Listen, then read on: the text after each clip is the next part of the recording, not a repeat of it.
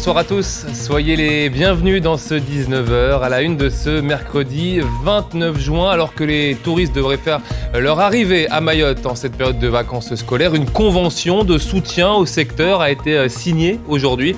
Objectif, aider les professionnels à se remettre sur pied après la crise sanitaire tout en respectant l'impact sur l'environnement. Présentation de ce dispositif dans le 19h ce soir. On partira également à la rencontre ce soir d'Atua Atoumani, première lauréate mahoraise du concours de conseiller d'éducation populaire et de jeunesse. C'est le portrait de cette édition. Et puis on reviendra ce soir également sur le succès du Bandrélé Foot lundi lors de la première édition du projet Sensationnel, un concours de la Fédération française de football qui rassemblait plus de 300 clubs français. Pour en parler avec nous ce soir sur ce plateau, Julien Boucaud, le directeur technique du club qui vient tout juste de rentrer dans le département. Je vous le disais dans les titres, un plan de reconquête et de transformation du tourisme a donc été signé ce matin à l'Office du tourisme situé à Mamoudzou. Ce fonds fait partie du plan de relance nationale France Relance, doté notamment d'une enveloppe de 70 millions d'euros au niveau national. Il court jusqu'en 2024 et à Mayotte, par projet, le plafond lui est fixé à 200 000 euros. Plus de précisions sur le sujet avec Hachim Saïd Hachim et Fahar Housseni. La convention de soutien au secteur touristique a été signée ce mercredi. Ce fonds tourisme durable cible particulièrement la restauration et l'hôtellerie. Ce sont les hébergeurs, toutes catégories, hôtels, gîtes, chambres d'hôtes, camping, mais c'est également les restaurateurs, toutes catégories. C'est un secteur qui a été fortement touché par la crise sanitaire, donc le but c'est vraiment de les aider à se remettre sur pied, tout en proposant des actions de transition écologique pour améliorer leur impact sur l'environnement et donc accueillir une nouvelle clientèle. Une quarantaine d'établissements répond aux critères d'éligibilité sur le territoire. Cependant, les aides portées aux besoins des entreprises sont limitées. On ne pourra pas dépasser 200 000 euros d'aide à l'échelle globale. Par contre, action par action, on est plafonné donc, selon les actions à un certain montant et sinon à 80% maximum de l'investissement. Ça peut aller entre 5 000 euros minimum d'aide jusqu'à 200 000 euros maximum d'aide, ce qui n'est pas du tout négligeable quand on sait que aujourd'hui, pour pouvoir améliorer la qualité, il y a un coût. Un soutien financier et un accompagnement est assuré du début jusqu'au dépôt du dossier. Montage du dossier, l'obtention des financements et même encore après, une fois que le projet est terminé, de faire un petit bilan de réalisation pour aussi obtenir l'ensemble des financements parce qu'il y aura une avance de 30% du montant total de la subvention qui sera versée au moment de la validation du dossier. Mais donc pour obtenir le complément, les 70% restants, il faudra faire le bilan de l'opération au bout de 18 mois maximum. L'ensemble des conditions d'éligibilité sont accessibles en ligne. Et vous l'avez vu dans les titres, Atua Atoumani est donc devenue au début du mois la première lauréate mahoraise du concours de conseiller d'éducation populaire et de jeunesse. On vous propose ce soir de découvrir cette jeune femme de 26 ans et son métier qui aujourd'hui a notamment permis de développer le club de handball de Dzoumogné. Zaliata Boudouri, Youssouf Ahmed Matouar. Depuis le début de l'année 2022, Atua parcourt ce chemin pour se rendre au travail. L'idée, c'est en fait de participer au développement de la vie associative d'un territoire, mais aussi de mettre en application les différentes politiques publiques de jeunesse. Mais j'ai aussi d'autres missions en lien avec l'engagement et l'information jeunesse. Ce poste de conseillère d'éducation populaire et de jeunesse était vacant depuis octobre 2021. Depuis qu'elle est arrivée, du coup, elle nous a soulagés. Il y avait pas mal de dossiers qui étaient restés en attente quand elle n'était pas là. Beaucoup de travail donc pour cette jeune cadre. Je suis en train de traiter l'appel à projets qu'on a lancé il y a quelques temps. Donc j'ai déjà 178 projets à instruire. Une acharnée du travail qui a fait ses armes au sein d'associations mahoraises comme celle du Handball Club de Dzoumogné. Si on est là aujourd'hui, c'est un peu grâce à elle parce qu'à l'époque, on est une association bénévole, pas très structurée, avec beaucoup de bonne volonté, mais peu de moyens, peu de personnes impliquées. Et avec son arrivée, on a pu quand même se restructurer grâce à son accompagnement, entre autres. Un parcours qui rend fier sa famille et tout particulièrement son père. Je l'ai vue depuis en primaire. Elle était vraiment une fille dynamique, motivée et vouloir faire. Donc pour elle, j'attendais qu'un jour viendra. Elle sera vraiment une personne à respecter ici à Mayotte, une personne de haut niveau. Et je sais qu'elle ne s'arrêtera pas là, elle va continuer encore. Celle qui était du côté des bénéficiaires de subventions est aujourd'hui celle qui les instruit. Mais cette native de Bouyouni, âgée de 26 ans, vise plus haut. Et pourquoi pas travailler au ministère de la Jeunesse et des Sports. Et en ce 29 juin, plus d'une semaine après la fin d'une large période électorale propice au rassemblement, eh bien l'ARS à Mayotte met en garde aujourd'hui par communiqué sur l'arrivée d'un sous-variant d'Omicron à Mayotte. Il porte le nom très scientifique de BA5. Annoncé comme très contagieux, il a été détecté dans notre département pour la première fois lundi. Alors si pour le moment la situation épidémiologique reste stable chez nous, le taux d'incidence sur le territoire national, lui, est en hausse de 53% sur les 7 derniers jours. On écoute à ce sujet Julien Pérez, chef adjoint à la veille et à la sécurité sanitaire à l'ARS Mayotte. Il est au micro d'André Racoton-Dravola et de Misbah-Oudine Makar. C'est un sous-variant. Il a été détecté il y a quelques jours sur le territoire. Il n'y en a qu'un pour l'instant. Mais comme tout nouveau variant sur le territoire, on part de 1 suite à un séquençage qui a été réalisé par un laboratoire. Donc ce qu'il faut attendre, c'est un potentiel rebond épidémique comme on peut le voir au niveau national ou dans d'autres territoires, mais surtout en métropole, parce qu'il est plus contagieux. Il est peut-être moins virulent, mais plus contagieux. Pour l'instant, c'est compliqué de savoir d'où vient ce variant, comment il est arrivé sur le territoire, au même titre que les autres. Après, il est probable qu'il soit arrivé forcément d'un territoire voisin, et notamment la métropole. C'est là où il y a le plus de brassage de population en métropole Mayotte. Donc surtout qu'en métropole, il est déjà depuis plusieurs semaines sur le territoire et de manière quasi exclusive, majoritaire du moins. Donc il est probable qu'il arrive de métropole via les transports qui transitent entre la métropole et Mayotte.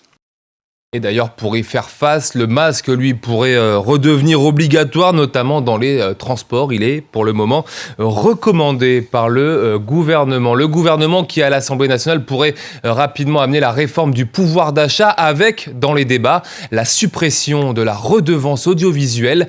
Cette taxe permet de financer notamment Mayotte la Première, France Télévisions ou encore Radio France. Elle rapporte plus de 3 milliards d'euros par an.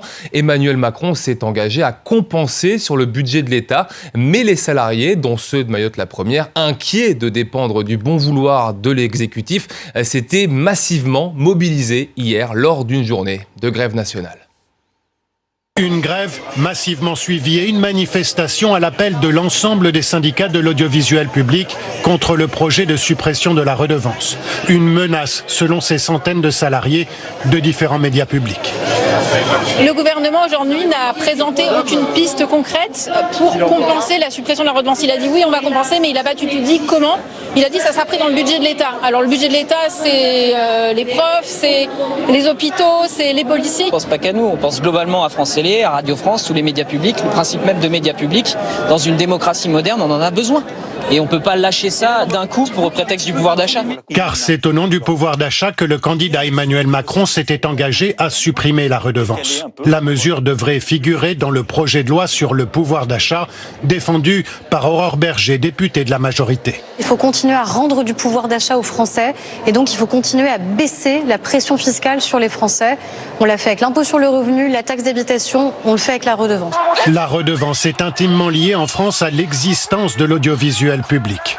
Toutes les émotions pour 1,38 franc par jour, c'est ça la redevance. Créée en 1933 pour financer l'essor de la radio, elle est élargie à la télévision publique en 1949.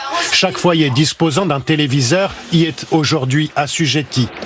Pour 138 € par an, payé par 23 millions de foyers pour un montant total de 3,2 milliards d'euros. Cette taxe est directement allouée au financement de différents médias publics, notamment France Télévisions, Radio France, Arte ou encore France 24.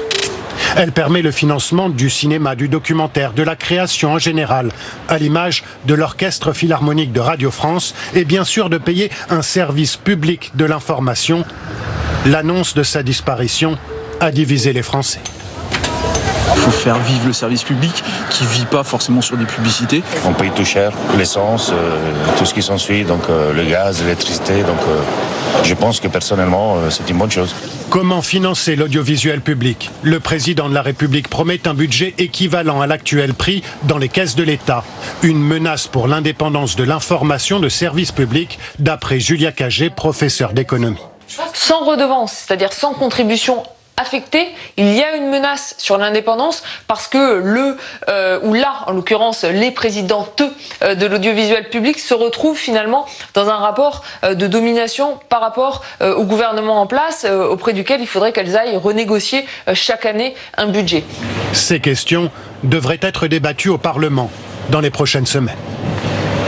Du football pour continuer ce 19h. La bonne nouvelle est tombée en début de semaine. Le Bandrélé Foot a remporté la première édition du projet Sensationnel organisé par la Fédération française de football.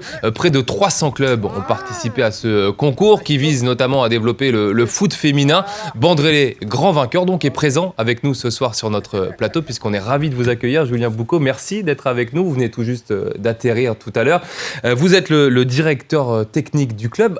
Qu'est-ce que ça va apporter au club de remporter ce challenge sensationnel ? Bonsoir Aurélien, bonsoir à tous.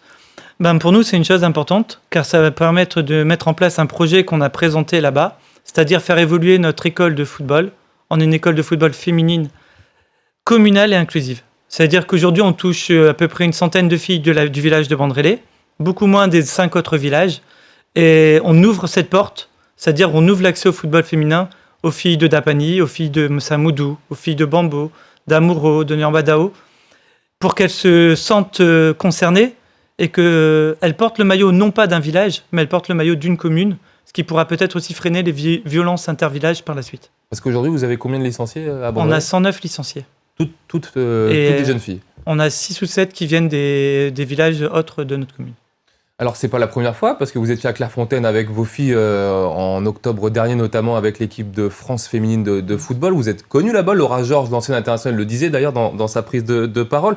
Il y a un projet précis qu'on peut développer aujourd'hui qui va être permis grâce aux différentes subventions qui vont tomber suite à cette victoire-là. Oui. En fait, on va se diviser en 3 points. Je vais en citer un en particulier. Donc, on va prendre des équipements pour toutes les filles. Parce qu'on veut qu'il n'y ait pas les catégories sociales ne se voient pas. On va aussi acquérir un second minibus. Et surtout, on va aménager notre mini-clubhouse pour en faire devenir un espace de jeu où elles pourront jouer à des jeux de société, lire, faire leurs devoirs. Et en même temps, le vestiaire, l'aménager pour qu'elles aient vraiment un espace pour se changer, un espace d'intimité. Alors, vous avez juste répondu à un appel à dossier. 300 clubs comme vous l'ont fait, 9 finalistes. Vous êtes les grands vainqueurs de cette première édition. Il y a une cerise sur le gâteau en plus parce que vous allez partir là prochainement en Angleterre, c'est ça ? Tout à fait. 16 de nos joueuses ainsi que 2 éducateurs vont aller au Lewis FC.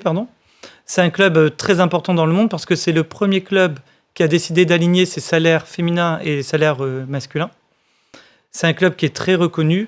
Et pour les filles, avoir la chance de voyager en Europe, c'est vraiment une chose très importante. Vous avez eu les filles là par téléphone depuis cette victoire-là. Qu'est-ce qu'elles vous ont dit ? Elles nous posent beaucoup de questions. Pour l'instant, on est mystérieux sur la liste des 16 filles qu'on va annoncer très prochainement. Mais même avant le départ, elles nous ont soutenus en disant voilà, il faut y aller, chemise, cravate, allez-y, défendez-nous, nous on veut voyager, nous on y croit en vous. C'était vraiment un beau moment. Oui, et puis elles vous attendent de pied ferme aussi, là, parce que vous deviez arriver ce matin à 7h. Finalement, dans l'après-midi, vous avez fait un détour par chez nous, on vous en remercie, mais vous êtes attendus de pied ferme à Bandrélé ce soir. On a une centaine de jeunes demoiselles qui nous attendent à la mairie de Bandrélé et où on va aller directement après cette édition. Merci beaucoup, Julien Boucaud, d'être passé par le 19h pour parler donc de cette victoire du Bandrélé Foot pour le challenge sensationnel. Et nous, on continue avec un mot de handball pour vous dire que depuis le début de la semaine a débuté la CCCOI du côté de la Réunion. 3 clubs mahorais sont présents sur place et ça se passe bien pour l'instant, notamment chez les hommes, puisque Tsingoni s'est qualifié en demi-finale après sa 2e victoire en autant de matchs. Les garçons pourraient d'ailleurs décrocher la première place de de la poule en cas de victoire vendredi face à Saint-Pierre. Combani, l'autre équipe mahoraise en lice dans le tableau masculin de son côté, a fait son entrée en lice aujourd'hui en l'emportant là aussi, cette fois face aux Mauriciens de Grand-Lafourche. Les Combaniens joueront demain face aux Réunionnais du Tampon. Enfin, chez les dames, il faudra gagner demain pour Tsingoni pour continuer à espérer décrocher l'une des 2 places qualificatives pour la finale. Et c'est là-dessus, sur ces bonnes nouvelles sportives, que l'on referme ce 19h. Merci à vous de votre fidélité. Dans un instant, votre journal en mahorais présenté par Miss Baoudine Bakar. Avant ça, la météo. Je vous souhaite une excellente soirée à toutes et tous sur La Première.